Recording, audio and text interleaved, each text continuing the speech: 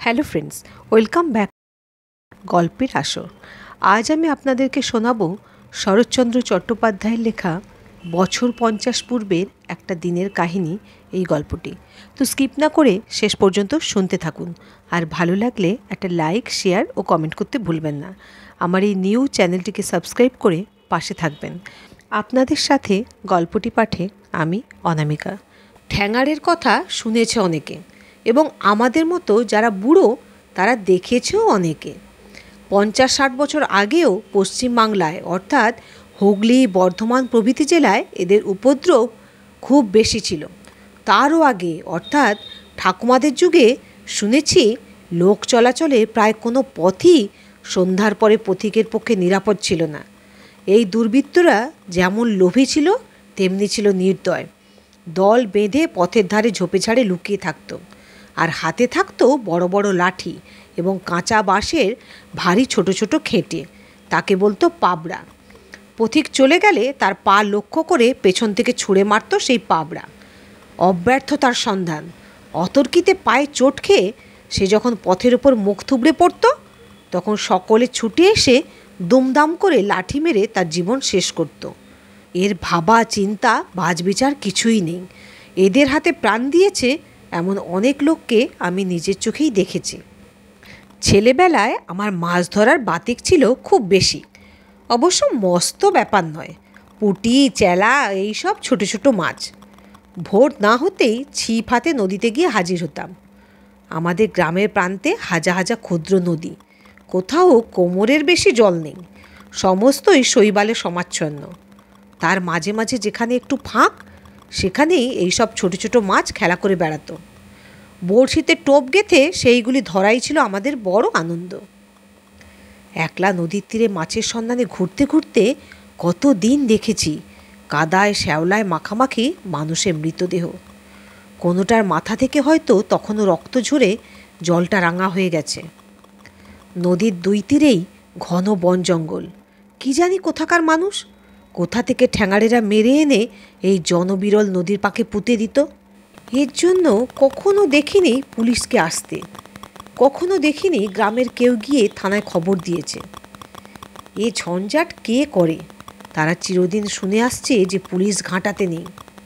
তার ত্রিসীমানার মধ্যে যাওয়াও বিপজ্জনক।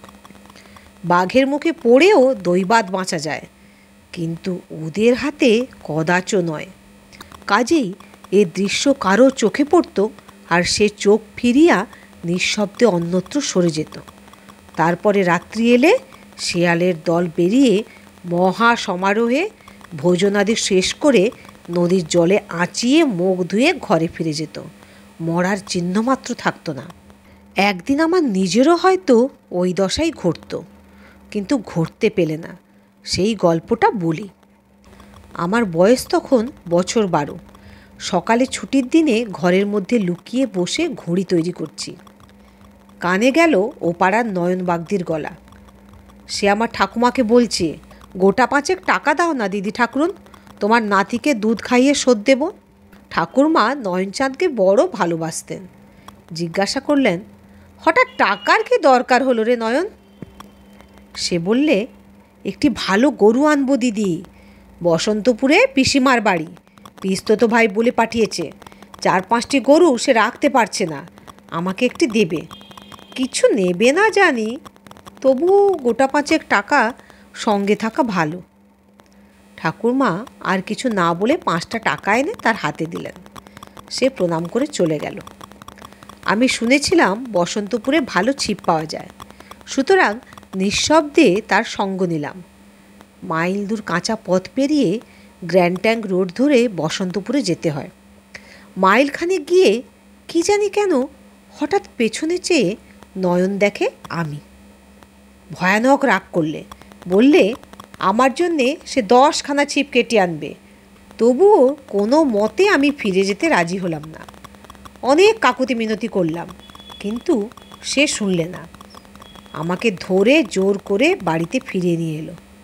কান্নাকাটিতে ঠাকুরমা একটু নরম হলেন, কিন্তু নয়নচাঁদ কিছুতে সম্মত হলো না। বললে, দিদি, যেতে আসতে কোষ আষ্টেক পথ বই নয়, জ্যোৎস্না রাত, স্বচ্ছন্দে নিয়ে যেতে পারতাম, কিন্তু পথটা ভালো নয়, ভয় আছে। বেলাবেলি যদি ফিরতে না পারি তখন একলা গরু সামলাবো না ছেলে সামলাবো না নিজেকে সামলাবো? কি করব বলো তো দিদি? পথে ভয়টা যে কি তা এই অঞ্চলে সবাই জানে। ঠাকুমা একেবারে বেঁকে দাঁড়ালেন, বললেন, না, কক্ষনো না। যদি পালিয়ে যাস তোর স্কুলের মাস্টারমশাইকে চিঠি লিখে পাঠাবো, তিনি 50 ঘা বেত দেবেন। নিরুপায় হয়ে আমি তখন একটা অন্য ফন্দি আঁটলাম। নয়ন চলে গেলে পুকুরে নিয়ে আসি বলে তেল মেখে গামছা নিয়ে বেরিয়ে পড়লাম। নদীর ধারে ধারে বন জঙ্গল ও আম কাঁঠাল বাগানের ভেতর দিয়ে মাইল 2-2.5 ছুটতে ছুটতে যেখানটায় আমাদের কাঁচা রাস্তা এসে পাকা রাস্তায় মিলেছে সেইখানটায় এসে দাঁড়িয়ে রইলাম। মিনিট 10 পরে দেখি নয়ন আসছে। সে আমাকে দেখে প্রথমটা খুব বকলে, তারপর আমি কি করে এসেছি শুনে সে হেসে ফেললে। বললে, চলো ঠাকুর, যা অদৃষ্টে আছে তাই হবে, এত দূর এসে আর তো ফিরতে পারি নে। নয়নদা সাঁতগার একটা দোকান থেকে মুড়ি মুড়কি বাতাসা কিনে আমার কোচার খুঁটে বেঁধে দিলে। খেতে খেতে প্রায় দুপুরবেলা দুজনে বসন্তপুরে এসে ওর পিসির বাড়িতে পৌঁছালাম। পিসির অবস্থা সচ্ছল। বাড়ির নিচেই কুন্তি নদী, ছোট কিন্তু জল আছে, জোয়ার ভাটা খেলে। স্নান করে এলাম। ওদের বড় বউ কলা পাতায় চিড়ে গুড় দুধ কলা দিয়ে ফলারে জোগাড় করে দিলে। খাওয়া হলে নয়নের পিসি বললে, ছেলে মানুষ, 4-5 কোষ পথ হেঁটে এসেছো, আবার যেতে হবে, এখন শুয়ে একটু ঘুমোক, তারপর বেলা পড়লে যাবে। আর তার ছোট ছেলে ছিপ কেটে আনতে গেল। নয়ন আর আমি দুজনেই পথ হেঁটে এমনই ক্লান্ত হয়েছিলাম যে আমাদের ঘুম যখন ভাঙল তখন 4টে বেজে গেছে। বেলার দিকে চেয়ে নয়নদা একটু চিন্তিত হলো, কিন্তু মুখে কিছু বলল না। মিনিট 10 মধ্যেই আমরা বেরিয়ে পড়লাম। যাবার সময় সে প্রণামী বলে পিসিকে টাকা 5টা দিতে গেল, কিন্তু তিনি নিলেন না, ফিরিয়ে দিলেন। বললেন, তোর ছেলে মেয়েদের বাতাসা কিনে দিস। আমার কাঁধে ছিপের তাড়া, আর নয়নের বাঁ হাতে গরুর দড়ি আর ডান হাতে 4 হাত লম্বা বাঁশের লাঠি। কিন্তু গরু নিয়ে দ্রুত চলা যায় না। কোষ 2 না যেতে যেতেই সন্ধ্যা উঠে আকাশে চাঁদ দেখা দিলে। রাস্তার দুধারেই বড় বড় অশ্বত্থ, বট আর পাকুড় গাছ ডালে ডালে মাথায় মাথায় ঠেকে এক হয়ে আছে। পথ অন্ধকার, শুধু কেবল পাতার ফাঁকে ফাঁকে জ্যোৎস্নার ম্লান আলো স্থানে স্থানে পথের উপর এসে পড়েছে। নয়ন বললে, দাদা ভাই, তুমি আমার বাঁ দিকে এসে তোমার বাঁ হাতে গরুর দড়িটা ধরো, আমি থাকি তোমার ডাইনে। কেন নয়নদা? না এমনি, চলো যাই। আমি ছেলে মানুষ হলেও বুঝতে পারলাম নয়নদার কণ্ঠেশ্বরে উদ্বেগ পরিপূর্ণ। ক্রমশ পাকা রাস্তা ছেড়ে আমরা কাঁচা রাস্তায় এসে পড়লাম। দুপাশের বন জঙ্গল আরও ঘন হয়ে এলো। বহু প্রাচীন সুবৃহৎ পাকুড় গাছের সারি মাথার ওপরে পাতার অবিচ্ছিন্ন আবরণে কোথাও ফাঁক রাখেনি যে একটু চাঁদের আলো পড়ে। সন্ধ্যায় কৃষাণ বালকেরা এই পথে গরুর পাল বাড়ি নিয়ে গেছে। তাদের খুরের ধুলো এখনও নাকে মুখে ঢুকছে। এমনি সময়ে সম্মুখে হাত 50-60 দূরে বিদীর্ণ কণ্ঠের ডাক এলো, বাবা গো, মেরে ফেললো গো, মেরে ফেললো গো আমাকে, কে কোথায় আছো, রক্ষা করো গো। বল সঙ্গে সঙ্গে লাঠির দুমদাম শব্দ। তারপরে সমস্ত নীরব। নয়নদা স্তব্ধ হয়ে দাঁড়িয়ে বললে, যা, শেষ হয়ে গেল। কি শেষ হলো নয়নদা? একটা মানুষ বলে কিছুক্ষণ চুপ করে দাঁড়িয়ে সে কি একটা ভাবলে, তারপরে বললে, চলো দাদা ভাই, আমরা একটু সাবধানে যাই। গরু বাঁয়ে, নয়নদা ডাইনে, আমি উভয়ের মাঝখানে।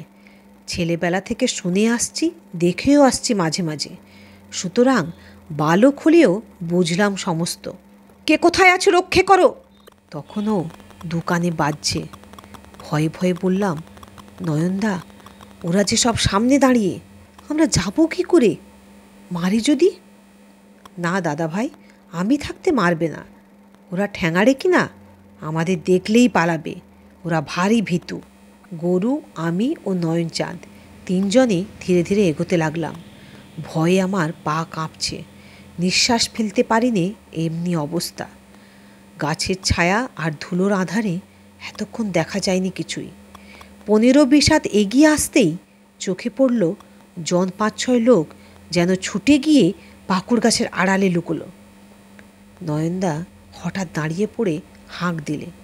সে কি ভয়ানক গলা! বললে, খবরদার বলছি তোদের, বামুনের ছেলে সঙ্গে আছে, পাবড়া ছুঁড়ে মারলে তোদের একটাকেও জ্যান্ত রাখবো না, এই সাবধান করে দিলাম। কেউ জবাব দিলে না। আমরা আরও খানিকটা এগিয়ে এসে দেখি একটা লোক উপুড় হয়ে রাস্তায় ধুলোয় পড়ে। অল্প স্বল্প চাঁদের আলো তার গায়ে লেগেছে। নয়নদা ঝুঁকে দেখে হায় হায় করে উঠল। তার নাক দিয়ে, কান দিয়ে, মুখ দিয়ে রক্ত ঝরে পড়ছে। শুধু পা দুটো তখনও থরথর করে কাঁপছে। কাঁধের ভিক্ষের ঝুলিটি তখনও কাঁধে, কিন্তু চালগুলি ছড়িয়ে পড়েছে ধুলোয়। হাতের একতারাটি লাঠির ঘায়ে ভেঙে চুরে খানিকটা দূরে ছিটকে পড়ে আছে। নয়নদা সোজা হয়ে উঠে দাঁড়ালো। বললে, ওরে নারকী, নরকের কীট, তোরা মিছিমিছি একজন বৈষ্ণবের প্রাণ নিলি, এ তোরা কী করেছিস কি? তার ক্ষণিক পূর্বে ভীষণ কণ্ঠ সহসা যেন বেদনায় ভরে গেল, কিন্তু ওদিক থেকে কোনো সাড়া এলো না। নয়নের এ দুঃখের প্রধান হেতু সে নিজে পরম বৈষ্ণব। তার গলায় মোটা মোটা তুলসীর মালা, নাকে তিলক, সর্বাঙ্গে নানাবিধ ছাপছোপ। বাড়িতে তার একটি ছোট ঠাকুর ঘর আছে, সেখানে মহাপ্রভুর শ্রীপীঠ প্রতিষ্ঠিত। সহস্রবার ইষ্টনাম জপ না করে সে জলগ্রহণ করে না। ছেলেবেলায় পাঠশালায় বর্ণপরিচয় হয়েছিল, এখন নিজের চেষ্টায় বড় অক্ষরে ছাপা বই অনায়াসে পড়তে পারে।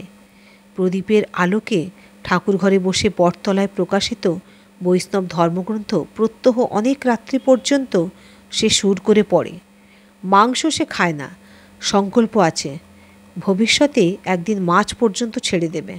তার বৈষ্ণব হবার ছোট্ট একটু ইতিহাস আছে, এখানে সেটুকু বলে রাখি।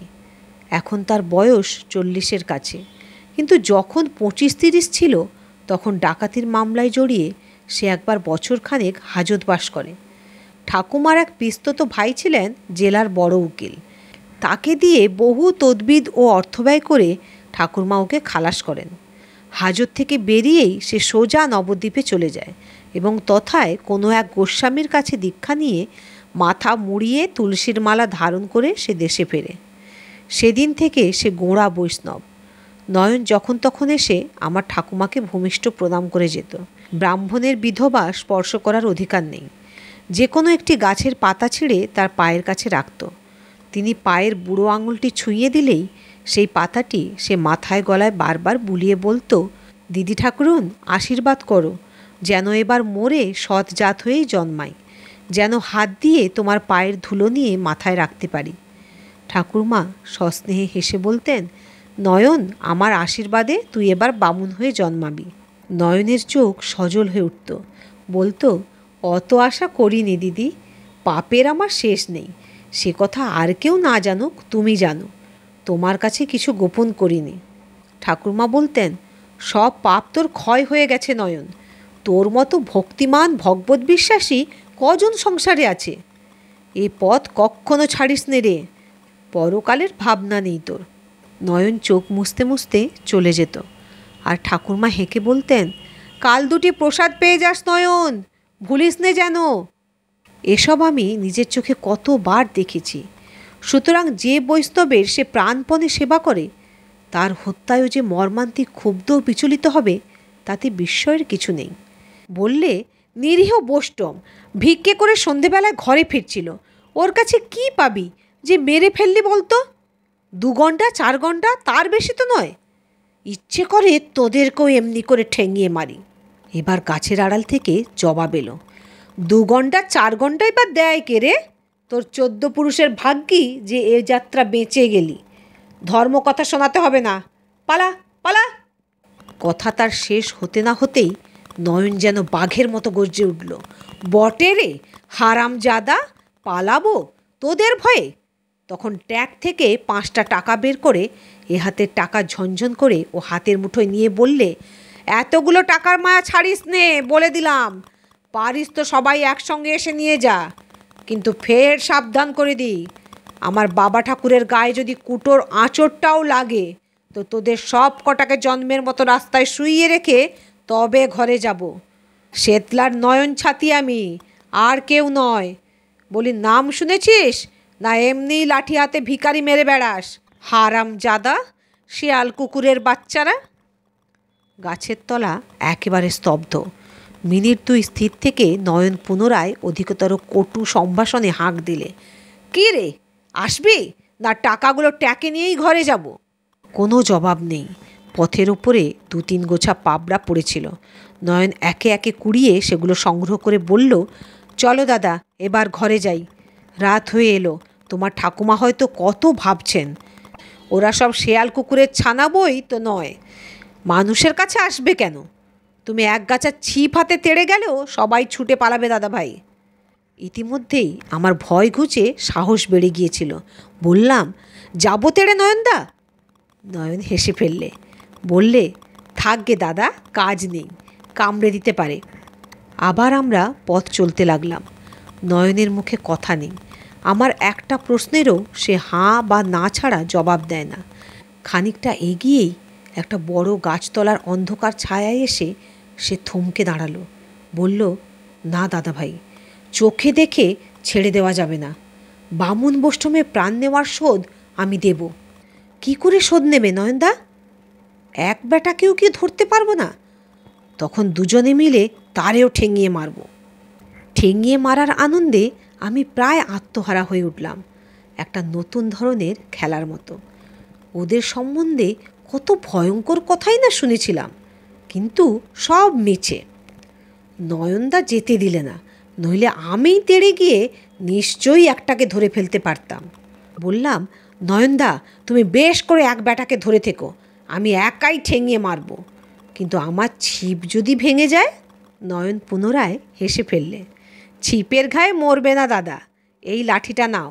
বলে সে সংগৃহীত পাবড়ার এক গাছা আমার হাতে দিয়ে বললে, গরু নিয়ে এইখানে একটু দাঁড়াও দাদা ভাই, আমি এক্ষুনি 2-1 বেটাকে ধরে আনছি। কিন্তু চেঁচামেচি কান্নাকাটি শুনে ভয় পেও না যেন। না, ভয় কি, এই যে হাতে লাঠি রইল। নয়ন বাকি পাবড়া দুটো বগলে চেপে ধরলে। তার বড় লাঠিটা রইল ডান হাতে। তারপরে রাস্তা ছেড়ে বনের ধার ঘেঁষে হামাগুড়ি দিয়ে ফিরে চলল সেই দিকে। ঠ্যাঙাড়েরা ঠাউরেছিল যে আমরা চলে গেছি। নিশ্চিন্ত হয়ে ফিরে এসে সেই মৃত ভিখারির ট্যাঁক হাতড়ে ঝুলি ঝেড়ে তারা খুঁজে দেখছিল কি আছে। হঠাৎ একজনের চোখে পড়ল অনতি দূরে গাছের আড়ালে দাঁড়িয়ে নয়ন। সব হয়ে চেঁচিয়ে উঠল, কে দাঁড়িয়ে ওখানে? আমি নয়ন ছাতি। অমনি দাঁড়িয়ে থাক, ছুটে পালাবি কি মরবি? কিন্তু কথা শেষ হতে না হতেই অনেকগুলো পায়ের ছোটাছুটি শুনতে পেলাম, এবং প্রায় সঙ্গে সঙ্গেই অস্ফুট আর্তস্বরে কেঁদে ওঠে কে যেন হুড়মুড় করে একটা ঝোপের উপর পড়ে গেল। নয়ন চেঁচিয়ে বললে, এক ব্যাটারে পেয়েছি দাদা ভাই, আরগুলো পালালো।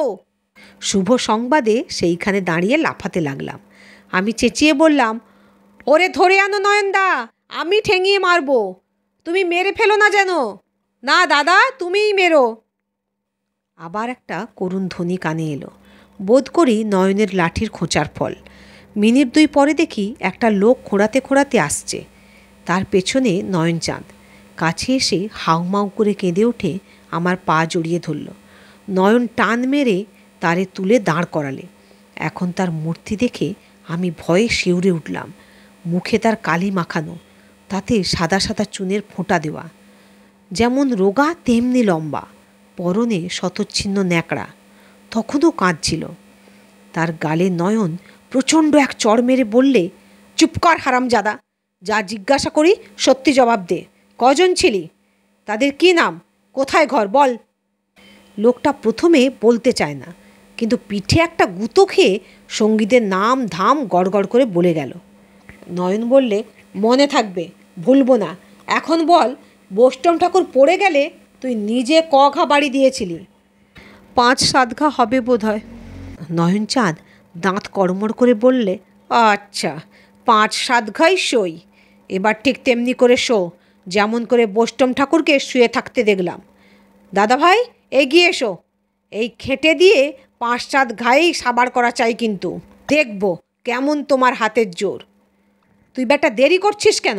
শুয়ে পড় বলেই তার কান ধরে টেনে রাস্তায় বসালো এবং নিজে সে শোবার পূর্বেই প্রচণ্ড গোটা 2-3 লাথি পিঠে মেরে পথের ধুলোর পরে লুটিয়ে দিলে। বললে, দেরি করো না দাদা, মাথা তাক করে মারো, 2-3 ঘাড় বেশি লাগবে না। নয়নদার গলার স্বর বদলে গেল, চোখ মুখ যেন অন্যকার। চেহারা দেখে গায়ে কাঁটা দিলে। নতুন খেলা শুরু করব কি? ভয়ে হাত পা কাঁপতে লাগলো। কাঁদো কাঁদো হয়ে বললাম, আমি পারবো না নয়নদা, আমি পারবো না। পারবে না? তবে আমিই শেষ করে দিই। না নয়নদা, না, মেরো না। কিন্তু লোকটা লাথি খেয়ে সেই যে শুয়ে পড়েছিল আর নড়ে চড়েনি, প্রাণ ভিক্ষেও চায়নি, একটা কথা পর্যন্ত না। বললাম, চলো ওরে বেঁধে নিয়ে থানায় ধরিয়ে দিই গে। শুনে নয়নদা যেন চমকে উঠল। থানায়? পুলিশের হাতে? হ্যাঁ, ও যেমন মানুষ মেরেছে তারাও তেমনি ওকে ফাঁসি দিক, যেমন কর্ম তেমন ফল। নয়ন খানিকক্ষণ চুপ করে রইল, তারপরে তারে একটা লাঠির ঠেলা দিয়ে বললে, ওরে ওঠ। কিন্তু কোনো সাড়া নেই। নয়ন বললে, বেটা মরে গেল নাকি? যে দুর্বল সিং, 2 দিন হয়তো পেটে এক মুঠো অন্নও নেই, আবার পথে এসেছে লোক ঠ্যাঙাতে। যা বেটা, দূর হ, উঠে ঘরকে যা। সে কিন্তু তেমনিই পড়ে রইল। নয়ন তখন হেঁট হয়ে তার নাকে হাত দিয়ে বললে, না, মরেনি, অজ্ঞান হয়ে গেছে। জ্ঞান হলে আপনিই ঘরে চলে যাবে। চল দাদা, আমরাও ঘরে যাই, অনেক দেরি হয়ে গেল, ঠাকুমা ভাবছে। পথে যেতে যেতে বললাম, কেন ছেড়ে দিলে নয়নদা? পুলিশে ধরিয়ে দিলে তো বেশ হতো। কেন দাদা ভাই? বেশ ফাঁসি হয়ে যেত। খুন করলে ফাঁসি হয়, আমাদের পড়ার বইতে লেখা আছে। আছে নাকি দাদা? আছে বই কি? চলো না, বাড়ি গিয়ে তোমাকে বই খুলে দেখিয়ে দেব। নয়ন বিস্ময়ের ভান করে বললে, বলো কি দাদা, একটা মানুষ মারার বদলে আর একটা মানুষ মারা? হ্যাঁ, তাই তো, সেই তো তার উচিত সাজা, আমরা পড়েছি যে। নয়ন একটুখানি হেসে বললে, কিন্তু সব উচিতই যে সংসারে হয় না দাদা ভাই। কেন হয় না নয়নদা? নয়ন হঠাৎ জবাব দিলে না, একটু ভেবে বললে, বোধ হয় জগতে সবাই ধরিয়ে দিতে পারে না বলে। কেন যে পারে না, কেন যে মানুষে অন্যায় করে, সে তত্ত্ব সেদিনও জানিনি, আজও না। তবুও এই কথাটাই ভাবতে ভাবতে খানিকটা পথ চলার পরে জিজ্ঞাসা করলাম, আচ্ছা নয়নদা, ওরা ফিরে গিয়ে আবারও তো মানুষ মারবে? নয়ন বললে, না দাদা, আর মারবে না, আমি বেঁচে থাকতে এ কাজ ওরা আর কক্ষণও করবে না। জবাবটায় বেশ প্রসন্ন হতে পারলাম না। ফাঁসি হওয়াই ছিল আমার মনঃপুত। বললাম, কিন্তু ওরা বেঁচে তো গেল, শাস্তিও তো হলো না। নয়ন অন্যমনস্ক হয়ে কি ভাবছিল, বললে, কি জানি, হবে হয়তো একদিন। পরক্ষণে সচেতন হয়ে বললে, আমি তো এর উত্তর জানি না দাদা ভাই, তোমার ঠাকুরমা জানেন, তুমি বড় হলে তাকে একদিন জিজ্ঞাসা করো। আমার কিন্তু বড় হবার সবুর সইল না। বাড়িতে পা দিয়েই সমস্ত বিবরণ, শুধু হাত পা কাঁপার অবান্তর কথাগুলো বাদ দিয়ে অঙ্গ প্রত্যঙ্গের যথোচিত সঞ্চালনে আমাদের ঠ্যাঙাড়ে বিজয়ের কাহিনী বর্ণনা করে ঠাকুরমাকে সবিস্তারে বুঝিয়ে দিলাম। গরু কিনতে গিয়ে আজ কী কাণ্ড ঘটেছিল, আগাগোড়া মন দিয়ে শুনে তিনি কেবল একটা নিঃশ্বাস ফেলে আমাকে বুকের কাছে টেনে নিয়ে স্তব্ধ হয়ে রইলেন। নয়ন এতক্ষণ চুপ করে শুনছিল। আমার বলা শেষ হতে টাকা 5টি ঠাকুমার পায়ের কাছে রেখে বললে, গরুটা এমনিই পেলাম, তোমার টাকা তোমার কাছেই ফিরে এলো দিদি। না নিলেন পিসিমা, আর না নিলে তোমার মেজ বউয়ের ভাইদের দলপথে। ঠাকুরমা একটু হেসে বললেন, দেখা হলে মেজ বৌমাকে জানাবো, কিন্তু ও টাকা আমিও নেব না নয়ন, ও তো ঠাকুরের ভোগে লাগাগে যা। কিন্তু একটা কথা আজ তোকে বলি নয়ন, এখনও তেমন বষ্টম তুই হতে পারলি না। কেন দিদি? তারা কি টাকা বাজিয়ে লোক ভোলায়? ধরো যদি লোভ সামলাতে না পেরে ছুটেই আসতো, তাহলে আরও গোটা 5-6 মরত। তাতে নয়নের পাপের ভাড়ায় কতটুকুই বা ভার চাপত দিদি? ঠাকুরমা চুপ করে রইলেন। এই ইঙ্গিতের অর্থ জানেন তিনি, আর জানে নয়ন নিজে, কিন্তু সেও আর কিচ্ছু বললে না। দূর থেকে তাকে ভূমিষ্ঠ প্রণাম করে টাকা 5টি মাথায় ঠেকিয়ে নিঃশব্দে বেরিয়ে গেলেন। তো শ্রোতা বন্ধুরা, এই গল্পটি আপনাদের কেমন লাগলো একটা কমেন্ট করে জানাবেন। আরও নতুন নতুন গল্প শুনতে হলে চ্যানেলটিকে একটা সাবস্ক্রাইব করে দেবেন প্লিজ। Thanks for watching.